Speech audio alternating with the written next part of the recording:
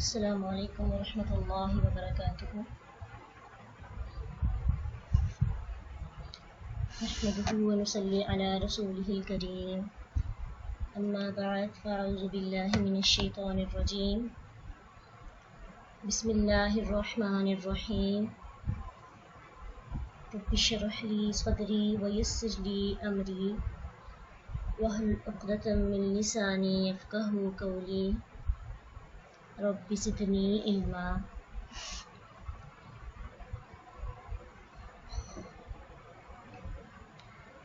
ثلاثی مزید فی کا 7واں باب۔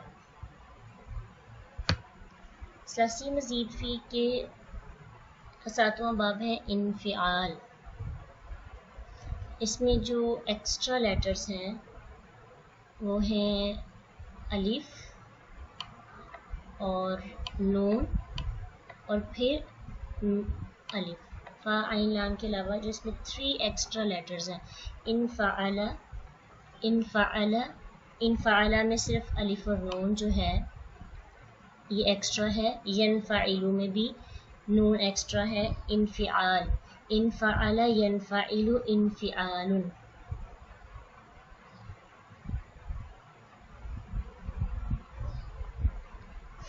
اس باب کی حیثیت یہ ہے کہ یہ لازم استعمال ہوتا ہے، اس میں کرنے کی بجائے ہونے کا معنی پایا جاتا ہے، یعنی اس میں بات جو ہم کام ہوتا ہے وہ کر نہیں رہے ہوتے، کام ہو رہا ہوتا ہے۔ یہ فعل لازم کے لیے جو فعل استعمال کیا جاتا ہے نا، اس کی ٹرانسلیشن میں لازم استعمال ہوتا ہے۔ جیسے کہ ہمارے پاس اگر ہم پڑھتے ہیں صورفہ، تو صورفہ کا مطلب ہے اس نے پھیرا، اور اگر اس کو انصرفہ پڑھ لیں تو اس کا ہو جاتا ہے وہ پھر گیا۔ یعنی اس باب کے اس وزن پر جتنے بھی افعال آئیں گی اس کی ٹرانسلیشن میں کیا تبدیلی آئے گی کہ کام کیا نہیں جائے گا، کام ہو رہا ہوگا۔ بس اتنا سا تھوڑا سا یاد رکھ رہے ہیں، اس سے پھر بات سمجھنے میں آسانی ہو جاتی ہے۔ تھوڑی سی ایگزامپلز ہیں وہ بھی دیکھتے ہیں۔ صورفہ، صورفہ عام صورفہ کا مطلب ہے صاد رافع فعل کے وزن پر اس نے پھیرا، اور اگر باب انفعال کے وزن پہ آئے انصرف ینصرف و انصراف، تو انصرف کا مطلب ہوتا ہے وہ خود پھر گیا۔ قطع کا مطلب ہوتا ہے اس نے کاٹا، تو انقطع وہ کٹ گیا۔ ہدم اس نے گرایا، انہدم وہ خود گر گیا۔ کسرہ، کسرہ کا مطلب ہے توڑنا، انکسرہ وہ خود ٹوٹ گیا۔ تو اس میں یہ جو مثالیں ہیں صرف، قطع، ہدم، کسرہ، اس میں کام ہو نہیں رہا، کام کیا جا رہا، اور انصرف، انقطع، انہدم اور انکسرہ اس میں کام ہو رہا ہے، بہت ٹوٹ گیا، بہت گر گیا، وہ کٹ گیا، وہ پھر گیا۔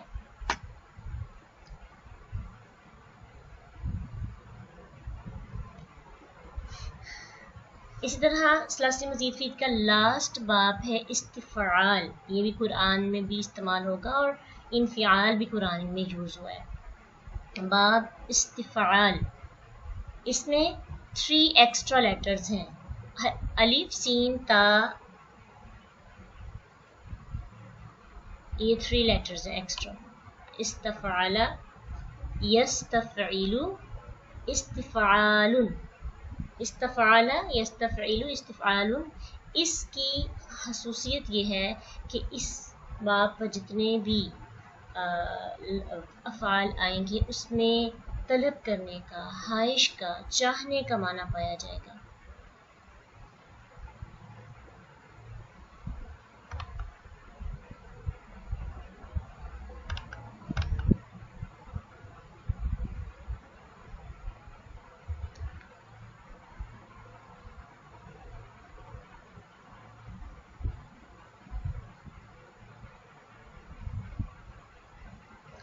جیسے اگزامپلز ہیں ہمارے پاس کچھ۔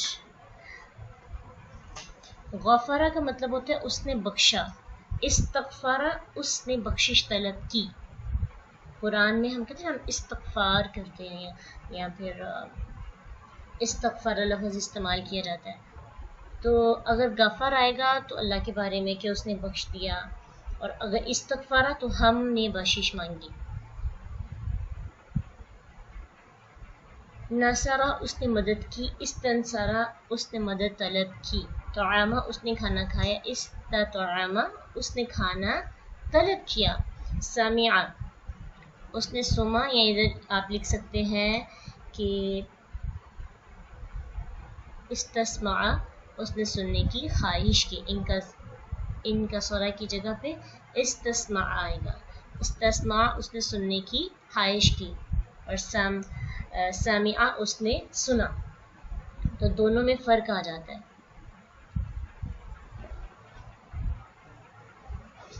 تو یہ کلاس مزید تھی کہ 8 کے 8 ابواب ہم نے سیکھے ہیں. کل دوبارہ سے ان کو ڈیٹیل میں 1 بائی 1 دیکھیں گے، سیکھیں گے، پریکٹس بھی کریں گے انشاءاللہ. تو آج کے باب میں اگر کوئی کوشچن ہو، آپ کو یہ چیز سمجھ نہیں آئی تو آپ پوچھ سکتے ہیں.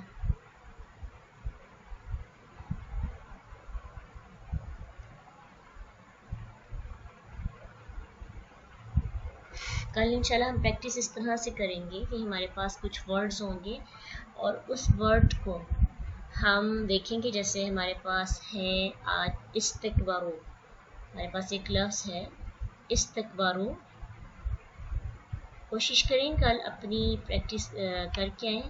پیچھے سے بھی استکبارو لفظ آپ کو دیا جائے گا، اور آپ سے کہا جائے گا کہ اس لفظ کی 5 چیزیں آپ نے بتانی ہیں. خود اس کا فعل بتانا ہے، باپ کا نام بتانا ہے، خاصیت بتانی ہے، مادے کے حروف بتانے ہیں، صیغہ بتانا ہے، اور اس کا ترجمہ بتانا ہے. تو دیکھیے استکبارو یہ فعل ہے، استکبارہ سے استکبارہ، اور باپ کون سا یہاں پہ استکبارہ یستکبرو استکبار. تو کون سا باپ ہے؟ باپ استفعال.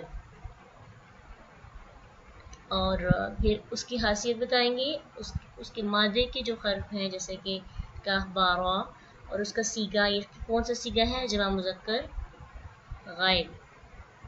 اور ترجمہ پھر اس کا ہوگا کہ کیا ہے. تو یہ سب چیزیں جو ہیں انشاءاللہ کل کلاس کے اندر سیکھیں گے. ایسا کریں کہ آپ اس شیٹ کی جو اسٹیپ ہے اس کا اسکرین شاٹ لیں، اس کو تھوڑا سا ریویژن کریں گے آپ، تو انشاءاللہ اس میں سے بھی اور باقی بھی جو ہوں گے اس کو بتانے میں آسانی ہوگی. تو یہ ویسے بھی آپ کے گروپ میں آپ کو بھیج دی جائے گی، لیکن پھر بھی آپ خود جس کو گھر میں پریکٹس کرنے کے لیے کلاس میں ہی آپ نے سنانا ہے، تو پریکٹس کے لیے آپ یہ ٹیبل جو ہے نا اس کا دیکھ سکتے ہیں.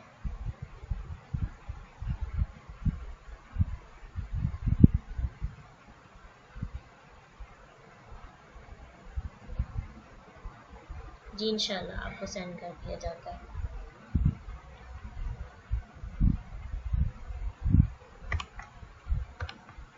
فإن مع العسر يسرا، إن مع العسر يسرا، فإذا فرغت فانصب وإلى ربك فارغب.